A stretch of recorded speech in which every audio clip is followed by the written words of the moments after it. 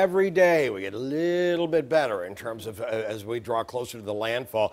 So the forecast accuracy is starting to improve a little bit, and the forecast models are starting to agree a little bit better on what's going on. Let's have a look at what's going on. Hurricane Helene way off into the Atlantic, not going to bother us.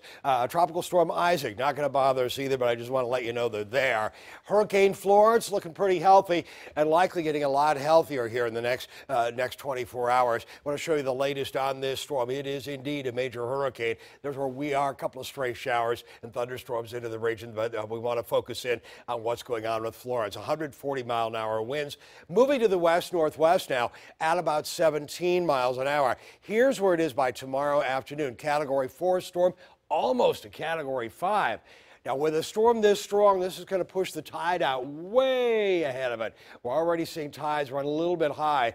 We've got some minor tidal flooding into the area. That will continue into moderate levels over the next couple of days. Here's where we are by Thursday afternoon at 2 o'clock, 140-mile-an-hour winds.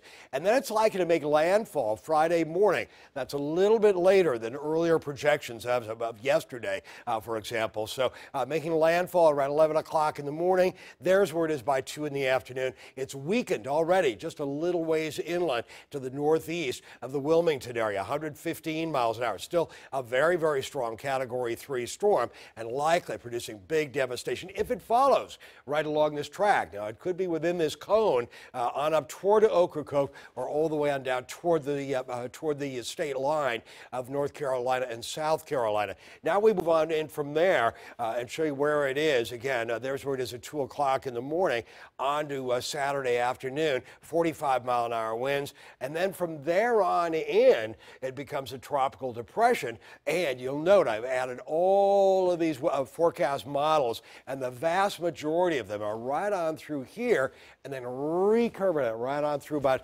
Louisville and Cincinnati area, the Louisville and Cincinnati area. Here's a look at the two really good forecast models and where they have it. One of these is going to be a little bit faster moving ashore. The GFS is going to have it a little bit closer to shore and making landfall. The Euro, though, has it making landfall or touching in, and then it just basically lingers along the coastline and moves it on off to the southwest, finally again making landfall towards Charleston. But regardless, either one of these tend to smear it well to the southwest of our area. So Wilmington landfall Friday evening for the GFS, and then it moves west and southwest. We'll see winds likely over tropical storm force into the area, and we'll see some 60-mile-an-hour winds into North Carolina. With the European, it's not quite as much for the Hampton Roads area, but North Carolina, you're likely to see some winds a little bit stronger along the coastline, moderate tide plus as the storm lingers offshore, if the European model is correct. And we'll show you all of this and show you some dynamics about what this thing could do to our area.